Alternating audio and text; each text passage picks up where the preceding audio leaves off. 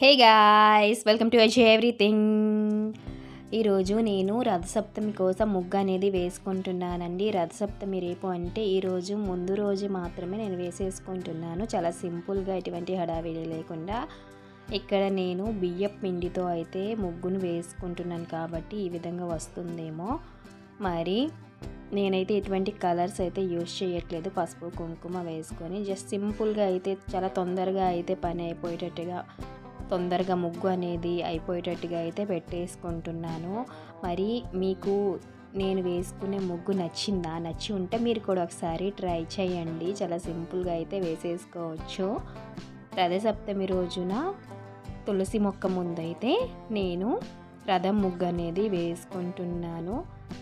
నేను వేసుకోవడం ఈ ముగ్గు ఫస్ట్ టైమే కానీ బాగే వచ్చింది అనుకుంటున్నాను. మరి ఈ ముగ్గు బాగుందో లేదో నాకు కామెంట్ బాక్స్ ద్వారా తెలియజేయండి. బాగుంటే బాగుందని చెప్పండి, బాగాలేకపోతే బాగాలేదని చెప్పండి. నేనైతే ఏమనుకోను.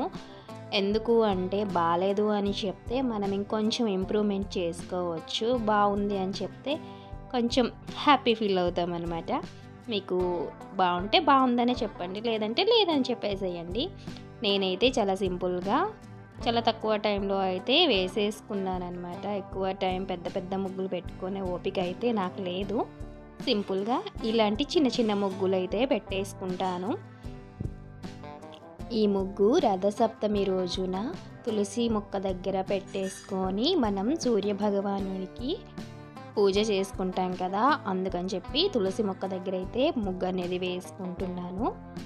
ముందు రోజే, రథసప్తమి ముందు రోజే వేసేసుకుంటున్నాను. మనం మార్నింగ్ వేసుకునే టైం ఉండదు కనుక ముందు రోజే పెట్టేసుకుంటే సగం పని అనేది అయిపోయినట్టే అనుకుంటాను నేనైతే.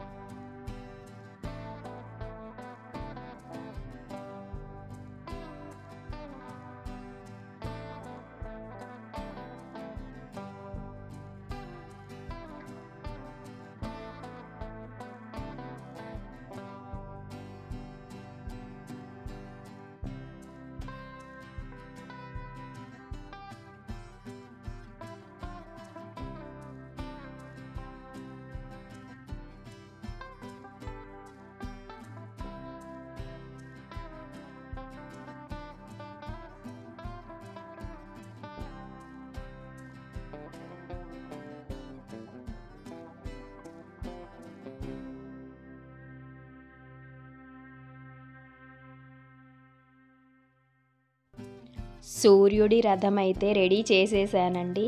మధ్యలో సూర్యుడిని కూడా వేసేసుకున్నాను, చూస్తున్నారు కదా.